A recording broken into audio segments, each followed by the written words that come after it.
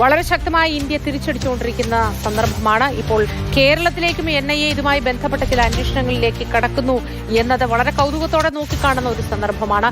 സജാദിന്റെ TRFന്റെ നേതാവ് സജാദിന്റെ ബന്ധങ്ങൾ, അതായത് പഠനം കേരളത്തിലായിരുന്നു എന്നതുമായി ബന്ധപ്പെട്ട വിശദാംശങ്ങളൊക്കെ എന്താണെന്ന് സജാദ് കേരളത്തിൽ വന്നിരുന്നു, ഒപ്പം തന്നെ ബംഗളൂരുവിലും പോയിരുന്നു. ഈ രണ്ട് സ്ഥലങ്ങളിലും ഇതുമായി ബന്ധപ്പെട്ട അന്വേഷണം നടക്കും. അതിനപ്പുറത്തേക്ക് ഇപ്പോൾ അതിർത്തിയിൽ നടക്കുന്ന പ്രധാനപ്പെട്ട ചില സംഭവങ്ങൾ, അവിടെ കുപ്വാര, ഉറി, ബാരാമുള്ള തുടങ്ങിയിട്ടുള്ള മേഖലകളിൽ പാകിസ്ഥാൻ സൈന്യവും ഇന്ത്യൻ സൈന്യവും തമ്മിൽ വലിയ വെടിവെപ്പ് നടക്കുന്നുണ്ട്. ഈ തുടർച്ചയായി ഇന്നലെ രാവിലെ മുതൽ ആരംഭിച്ച വെടിവെപ്പ് അതിർത്തിയിലെ പല മേഖലകളിലും തുടരുന്നു. 13 പേർ ഇന്ത്യക്കാർ കൊല്ലപ്പെട്ടു എന്നാണ് ഇപ്പോൾ ലഭിക്കുന്ന ഔദ്യോഗികമായിട്ടുള്ള വിവരം. ഒരു ജവാനും വീരമൃത്യു വരിച്ചിട്ടുണ്ട്. ഈ മേഖലയിൽ നിങ്ങൾ കാണുന്ന ദൃശ്യങ്ങൾ അതിർത്തിയിൽ നിന്നുള്ള ഏറ്റവും പുതിയ ദൃശ്യങ്ങളാണ്, ആക്രമണത്തിന് ശേഷമുള്ള ദൃശ്യങ്ങളാണ്. തുടരുവാനോ അതിർത്തിയിൽ ഇന്നലെ രാവിലെ ആരംഭിച്ച ഈ ഏറ്റുമുട്ടൽ എന്ന് തന്നെ പറയാവുന്ന ഒരു അവസ്ഥ ഇപ്പോഴും തുടരുകയാണ്. ഞാൻ ആദ്യം സൂചിപ്പിച്ച പോലെ ഉറി, ബാരാമുള്ള, കുപ്വാര തുടങ്ങിയിട്ടുള്ള മേഖലകളിലാണ് രൂക്ഷമായ ഏറ്റുമുട്ടൽ എന്ന് പറയാവുന്ന തരത്തിൽ ഇരുഭാഗത്തെ സൈനികരും ഏറ്റുമുട്ടിക്കൊണ്ടിരിക്കുന്നത്. അതിനപ്പുറത്തേക്ക് പാകിസ്ഥാൻ ഒരു തിരിച്ചടിക്ക് ഒരുങ്ങുകയാണോ എന്ന ഒരു സംശയം ഉദിക്കുന്നുണ്ട്. കാരണം അവർ ഇന്നലെ തന്നെ വ്യോമപാതയിലൂടെ പല മേഖലകളിലൂടെയുള്ള യാത്ര നിരോധിച്ചിട്ടുണ്ട്, വ്യോമപാത അടച്ചിട്ടുണ്ട്.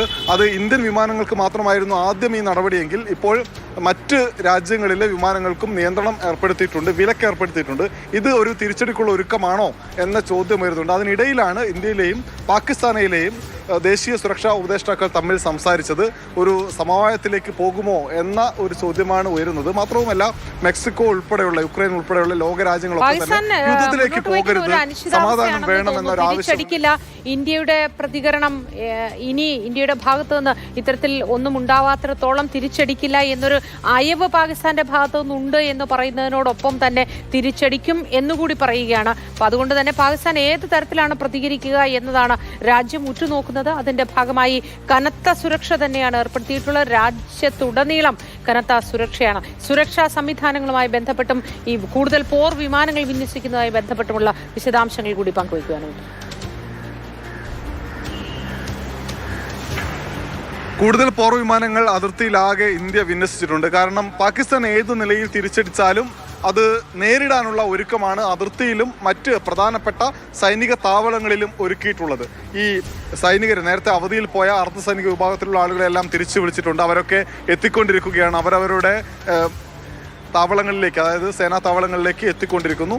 അതിനപ്പുറത്തേക്ക് അതിർത്തി പ്രദേശങ്ങളിലൊക്കെയുള്ള സ്കൂളുകൾക്ക് ഇന്നും അവധി പ്രഖ്യാപിച്ചിട്ടുണ്ട് ഇന്ത്യൻ സർക്കാർ, ഒപ്പം തന്നെ പ്രാദേശിക സർക്കാരുകളും.